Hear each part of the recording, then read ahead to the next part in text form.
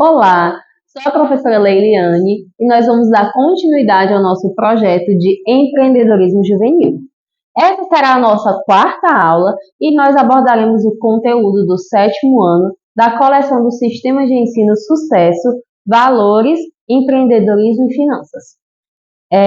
Nosso quarto capítulo é Finanças e Economia, uma introdução.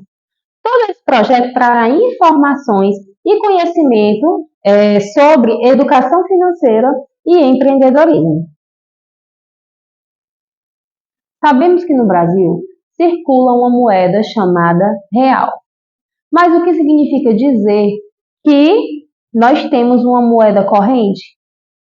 Para entender isso, nós vamos entender primeiro como funciona o nosso sistema financeiro. Quantos anos você tem? Devido à sua pouca idade, eu aposto que você só conheceu ou conhece a nossa moeda atual. Que tal a gente conhecer outras moedas que circularam antes da nossa atual, que é a real? Conhecendo nossas moedas. A atual moeda brasileira, o real, foi instituída no dia 1º de julho de 1994. Mas antes, muitas outras moedas circularam em nosso país. Vejam no quadro ao lado as que o Banco Central do Brasil já emitiu. 1942 a 1967, o Cruzeiro. 1967 a 1970, Cruzeiro Novo. 1970 a 1986, Cruzeiro. 1986 a 1989, Cruzado. 1989 a 1990, Cruzado Novo. 1990 a 1993, Cruzeiro. 1993 a 1994, Cruzeiro Real. E desde 1994, o Real. Sendo o Banco Central que emite o dinheiro, isso significa que ele pode emitir quanto dinheiro ele quiser? Não é bem assim. Todos os anos, o Banco Central faz contas para saber quanto de dinheiro deve ser emitido no ano seguinte. Os valores correspondem às riquezas do país e ao seu crescimento econômico. É ele quem viabiliza a circulação monetária e faz o levantamento para substituir as moedas velhas. E quem fabrica o dinheiro? O dinheiro usado no país é fabricado pela Casa da Moeda do Brasil, CMB, que funciona como uma gráfica. A CMB também produz selos, diplomas, passaporte, tudo de forma segura e moderna. Trajetória da CMB. 1694, a Casa da Moeda foi fundada em Salvador, Bahia. 1698, foi transferida de Salvador para a Junta do Comércio do Rio de Janeiro. 1700, foi extinta no Rio de Janeiro, passando a ocupar o prédio da antiga Oficina Monetária de Recunhagem do Recife, Pernambuco. 1702, foi extinta do Recife. 1706, instalou-se a nova sede no Rio de Janeiro. 1714, retornou para o antigo prédio em Salvador, Bahia. 1724, foi construída a Casa da Moeda de Minas Gerais, em Vila Rica, atual Ouro Preto. 1735, foi extinta em Vila Rica.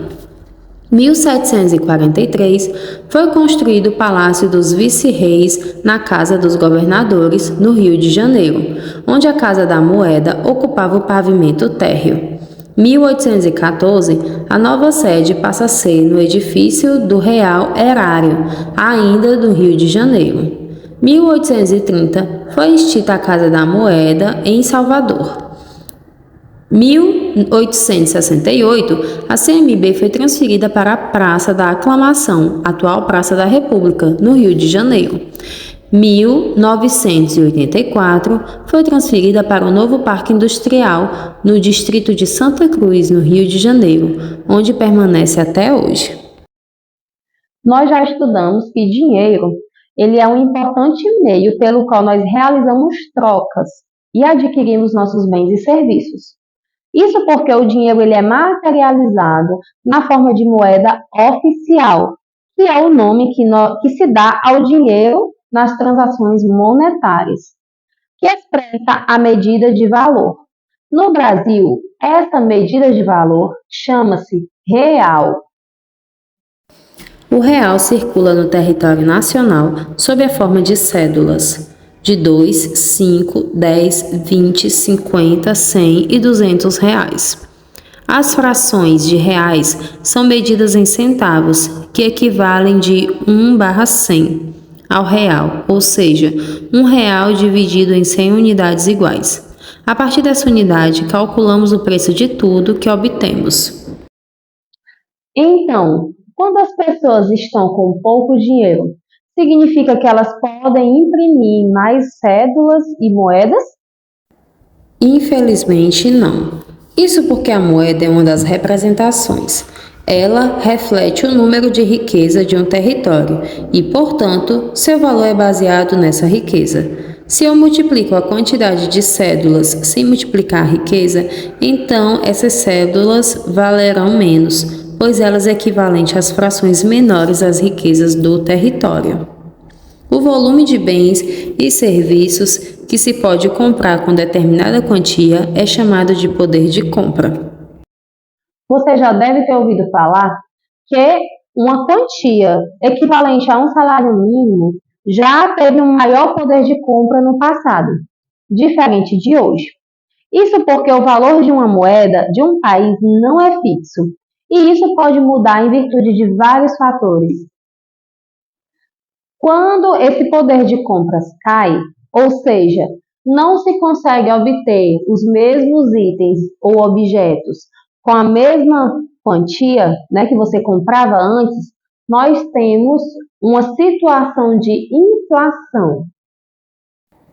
Inflação é o aumento generalizado e constante dos preços de bens e serviços em determinado período, e uma das consequências é a redução do poder de compra das pessoas. A inflação pode ocorrer por vários motivos. Por exemplo, quando não temos muitas pessoas dispostas a gastar dinheiro, os preços dos produtos tendem a se elevar. Outro motivo é a escassez de algum produto ou matéria-prima. Quando algo se torna raro, os preços tendem a subir. Qual a principal consequência da inflação na vida das pessoas? A inflação reduz o poder de compra das pessoas. Vejamos um exemplo. Você quer comprar um tênis específico de sua preferência e não tem como comprar. Então você decide economizar durante 4 meses para conquistar o valor. Quando você consegue chegar a esse valor específico e você vai comprar o tênis, você percebe que aquele valor que você conseguiu juntar já não dá para comprar aquele tênis, pois o valor aumentou muito. Isto significa que o poder de compra foi reduzido. Agora, imagine outra situação. Você não está disposto a esperar todo aquele tempo para conseguir conquistar o seu tênis. Então, você recorre a uma espécie de empréstimo, né? Ou seja, alguém lhe fornece aquela quantia e você se compromete a restituir essa quantia em um prazo pré-definido. Essa operação que nós utilizamos a quantia que não nos pertence, que foi emprestada no caso, chama-se crédito. A pessoa ou a instituição financeira que forneceu essa quantia chama-se credor. Muitas vezes pagamos ao nosso credor uma remuneração pelo uso do seu dinheiro, sob forma de um percentual sobre o valor cedido. Essa remuneração a mais chama-se juros. Então, o que é crédito? É uma operação em que utilizamos uma quantia que não nos pertence, tomada de empréstimo, firmando com o credor, aquele que nos fornece a quantia, o compromisso de restituí-lo em determinado prazo. Outra forma de crédito bem utilizada hoje em dia é o cartão de crédito. Você já deve ter ouvido falar. Quando nós utilizamos esse recurso, nós estamos perante a instituição financeira afirmando um compromisso que iremos pagar aquele bem na data posterior à compra, integralmente ou parcelado, né, em várias parcelas. E se caso não efetue o pagamento na data prevista, ou que você não pague o valor total da fatura, isso pode ocasionar juros, que quer dizer que é um valor a mais que você terá que pagar sobre o valor do cartão. Você costuma acompanhar notícias diariamente? Saiba que é um importante hábito para compreender melhor a economia do Brasil e do mundo. Em geografia, estudamos o Produto Interno Bruto, o PIB, indicador econômico que nos auxilia na identificação de alguns aspectos da economia de uma nação. O PIB é a soma de tudo que se produz na localidade em um determinado período. Assim, quanto maior a produção de um país, maior será o valor do PIB. O Brasil já esteve entre as maiores economias do mundo, mas nos últimos anos da década de 2010, o país enfrentou crises econômicas e políticas, resultando em uma taxa de crescimento inferior à de outros países. O ano de 2020 terminou por acentuar essas dificuldades devido à pandemia causada pelo coronavírus. E, por isso, ao findar do ano, dados do Fundo Monetário Internacional, FMI, sugeriam uma queda da 9ª posição para a 12ª. Com isso, o país deixou o ranking das 10 maiores economias do mundo. Quando há crescimento econômico, aumentam as oportunidades de emprego. Há um maior volume de pedidos às empresas, que por sua vez lucram mais e ofertam mais postos de trabalho a seus colaboradores. Esse cenário econômico, quando for favorável, atrai novas empresas e estas necessitam de mais contratações, o que acarreta uma redução no desemprego. Já em uma recessão, ou seja, quando a nação passa pelo processo oposto ao crescimento econômico, a renda familiar fica comprometida, diminuindo a atividade econômica, o que provoca demissões no comércio e menor solicitação de produtos aos fabricantes, obrigando-os a demitir parte de seus colaboradores para manter os custos.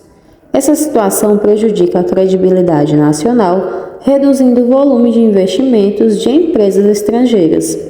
Viu como tudo está interligado?